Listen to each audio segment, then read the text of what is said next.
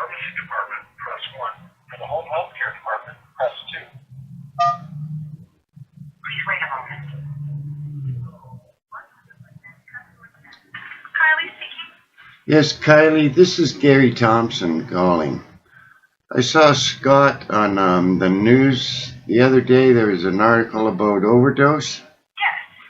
And he handed out, in the article, there was 5 steps to respond to an opioid overdose. Yep. From the Ministry of Health and Long-Term Care.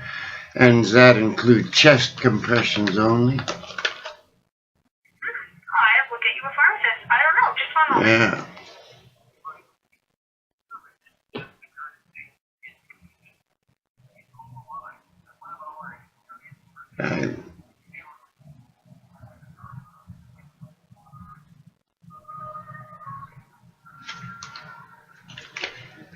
Yes.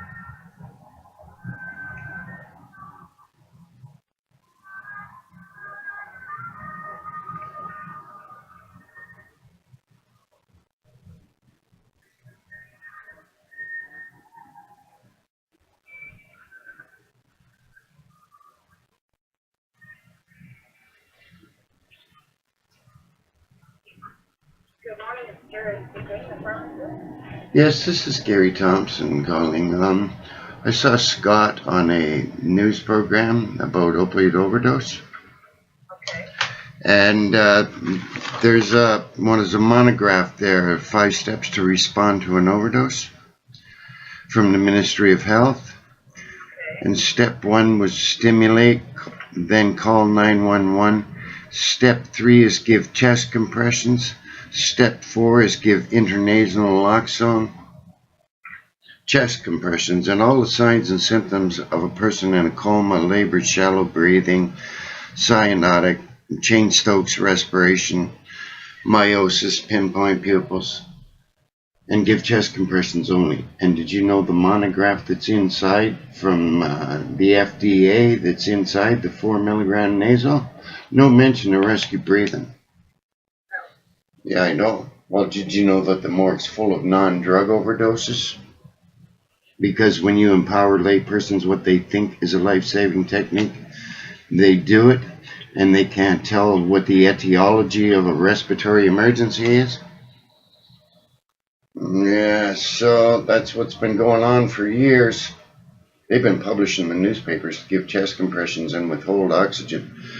The Health Canada has started handing out since September 2018 wallet cards, all the signs of a drug overdose, respiratory emergency, and they removed rescue breathing. In September 2018, it was start with rescue breathing, then give naloxone, more rescue breathing. I got a letter. So is there something you'd actually like to ask me about, or? Well, I don't know. Every pharmacist, I'm a chemist myself. First class in chemistry school was what to do for a poisoning or a drug overdose. All the instructions, the first aid kit for burns and chemical burns. You're not allowed in the lab not knowing what to do. Anyway, I'm just trying to save lives, ma'am. It's a no-brainer, right? Okay, absolutely. At Gary CPR, check it all out on my Twitter. I'm all published. The mayor of Toronto and the medical officer of health had a press conference and told everybody stop murdering everyone. Okay, well, I've got other people. At Gary CPR. Have a great day. Thanks a lot. Bye-bye. Bye-bye. Yeah, just trying to save some lives. It's a no-brainer. Stop murdering everybody. It's too dumb.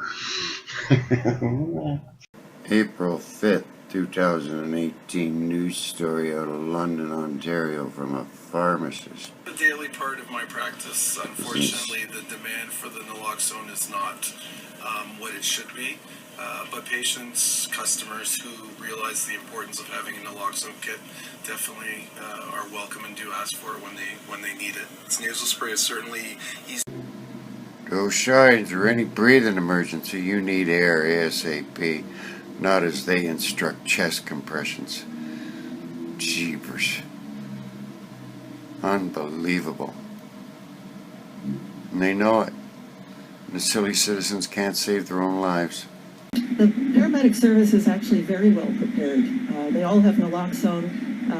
The most important thing when they get on site is actually ventilation as well as naloxone. But I think what we heard loud... Because that precise example was used as to whether other first responders should have naloxone, and it was said that was not the case, that the priority, for example, when the fire department are often the first to arrive, should be on ventilation, as Dr. Yaffe just said.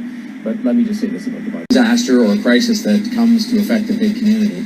What's the one thing that often stands in the way of effective dealing with it? It's different protocols people have, different ways they collect information, different information they have, and the whole idea of this partnership, and I commend those who pulled it together before I got involved, is to get everybody around the table so you can start to produce numbers, that they're collected in a common fashion, that they have protocols that are well agreed upon so that when things get worse, if they do, hopefully not, but when they do, that we actually can deal with this, as opposed to sort of saying, oh my goodness, this person didn't tell me that, or we have a different system here. This is what causes people to lose their lives, quite literally. That's right, John. Anybody with any respiratory emergency, they're giving them chest compressions.